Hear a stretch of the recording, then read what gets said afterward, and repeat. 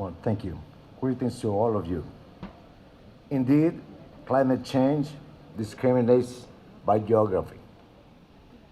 During the last 20 years, Honduras has been ranked as one of the most vulnerable countries in the world, highly impacted by what we call now climate emergency, climate crisis.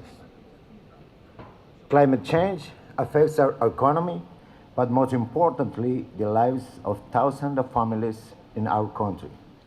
This is why, for us, it is urgent to work on adaptation. That's the reason why we are asking for a debt service moratorium. We are going to pay our debts, we are ready to do that, but we think that it's in our best interest and the best interest of the international banks to use that money for adaptation and mitigation. We are facing a climate migration phenomenon. We are witnessing how communities in what we call the dry corridor, not just only in Honduras, El Salvador, Nicaragua. In the case of Honduras, this dry corridor is in the southern part, central part, and the western part of our country. Our people are being affected by these impacts of climate change over the years. Several droughts hinder crops, thus limiting caloric intake and creating a complex scenario for the development of this region and our country.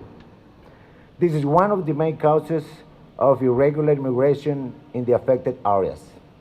As Speaker Pelosi said it, not just in Honduras, it is in the Northern Triangle of Central America. For example, Honduras coffee farmers are seeing their crops wither in the heat. Moreover, low prices of coffee worldwide have triggered migration. When families are forced to leave their homes in search of better opportunities in cities within the country and even abroad. Coffee is one of our main products. It represents 5% of our GDP. 120,000 Honduras families rely on coffee production. 90% of them are really small coffee growers. So yes, adaptation is a key priority, climate action for our countries and ours. We need to promote and support the role of adaptation as a crucial means to address climate change.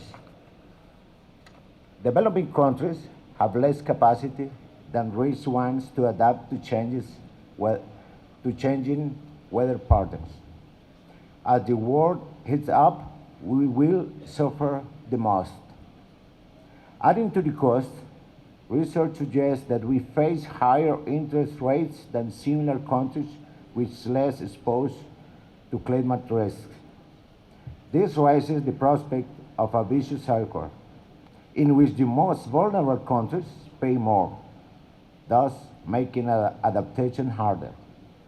We need to ensure that we access funds for investment to these critical areas, focusing on initiatives for efficient water management, agroforestry, and a smart irrigation system in order to change the way in we do agriculture.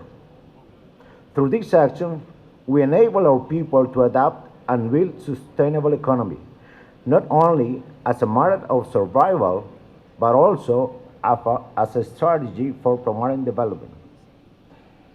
In this regard, most affected countries, we need a period of time to put on hold of debt payment service, to use that money to dedicate it to invest in adaptation and mitigation projects.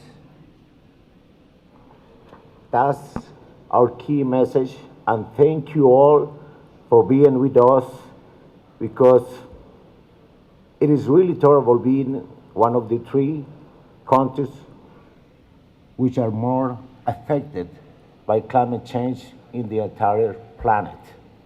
Just in one occasion, Hurricane Mitch in 1998, we lost a third of our economy.